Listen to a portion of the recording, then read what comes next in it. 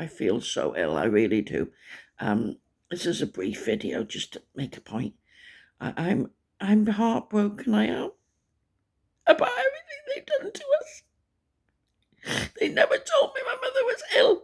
Nobody notified me she died.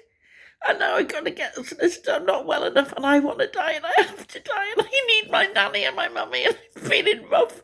And then what happens is people take advantage of me, and I want to make a point on here for people out there. So basically, people haven't cared. I haven't had any family, and friends have drifted apart, and nobody cares and everything.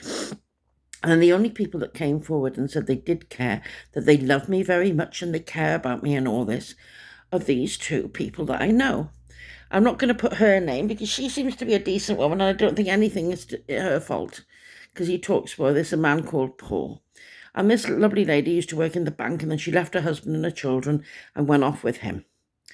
And he has taken control, basically. So I met them about May when they were together.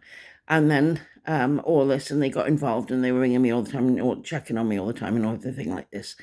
And say they love me, they care about me, and all this, I've been told, and everything. Anyway, so they go to Switzerland on a luxury holiday for 2 months.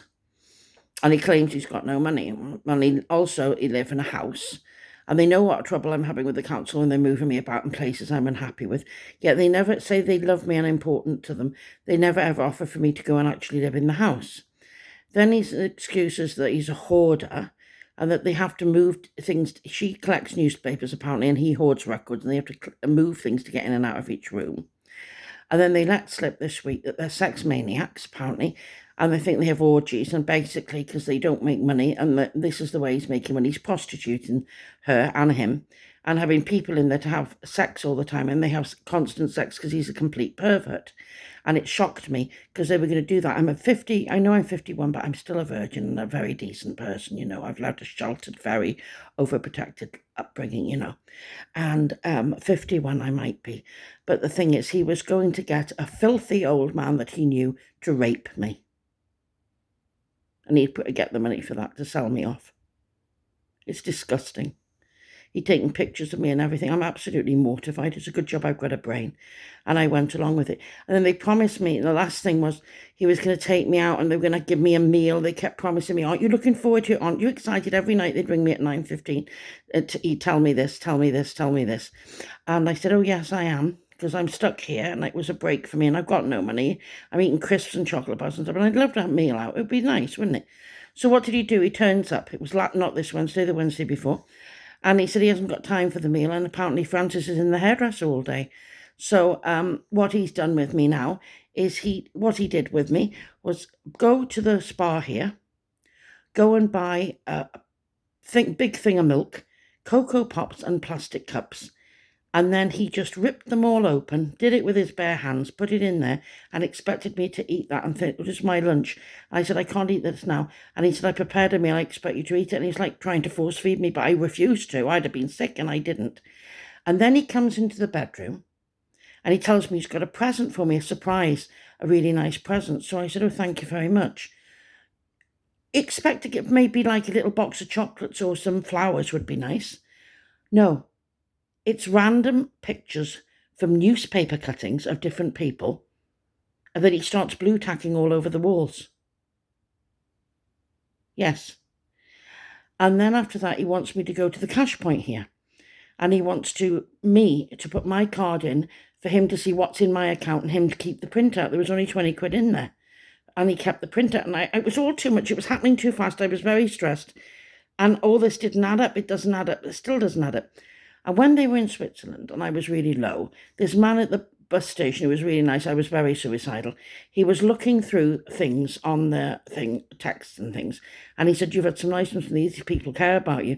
This Paul here really cares about you. I'm going to ring him. I said, well, they're on holiday in Switzerland. So he rang through and he answered the phone. And he said, we're too busy now, we're on holiday. It's Daniel, the vicar, that's dealing with her. So anyway, I didn't do it because he's told me this, Paul, that he knows this Daniel, that he goes to the Welsh church in Chester, and they're apparently very close. And that he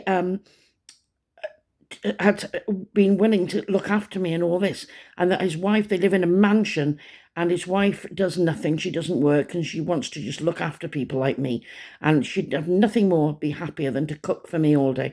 And I thought that's a bit weird. Anyway, so when I approached him, didn't ask him for anything, I just said, I'm desperate, can you help me at all? I'm really scared. And he said, well, I can't now, I'm busy, I'm having family time, and he didn't want to be knowed.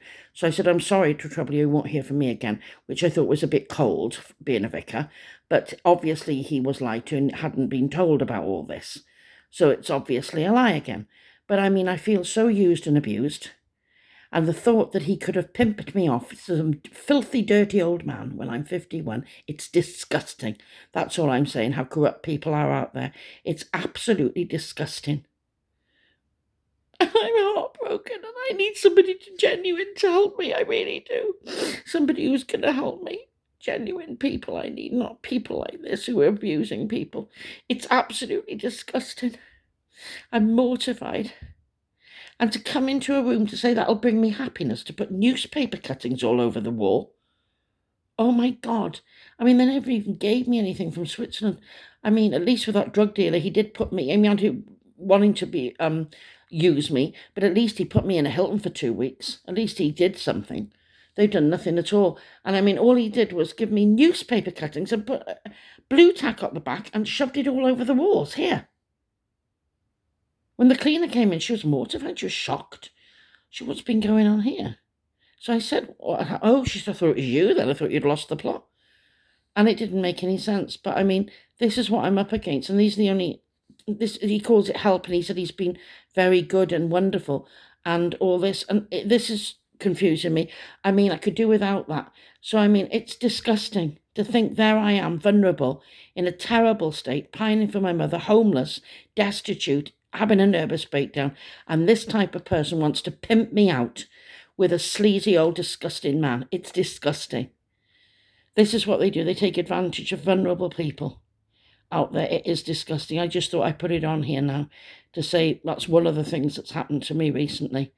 And this is the lowest form, because people are lying. People who say they care and want to help. You think, oh, they're nice, aren't you? But they turn out to be the worst of the lot. I'd rather have somebody be honest and say they can't help you, like that vicar who didn't want to be bothered. At least he was honest. You don't want people, lying, pretending they're going to help you when they're not, when all they